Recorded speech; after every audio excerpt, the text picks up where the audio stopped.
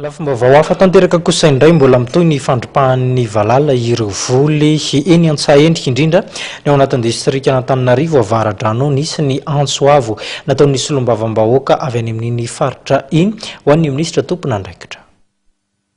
Efa nisy ny antso nataon'ireo solombavam-bahoaka voafita ety Avaradrano amin'ny tokony isiny ny fandraisana andraikitra manoloana ny fahatongavany Andiambalala aty amin'ny distrika Avaradrano hatramin'ny alakamisy teo. Noho ny angezan'ny velaran-tany voarakitra ireo Andiambalala dia ilana fampiasana angidim-by ny famendrehana fanafody azy ireo.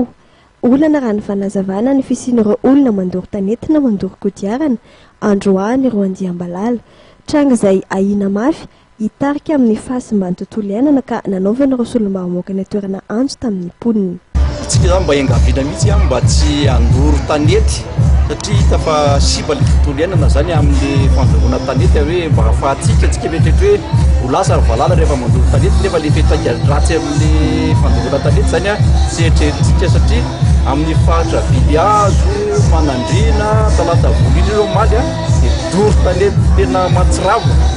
ary tena kosa moa dia anisan'ny antsoko anao gazety mihitsy maly hoe mba hanaraka akaisy jerany zavatra izay fa tsika zany manentana antsika vahoaka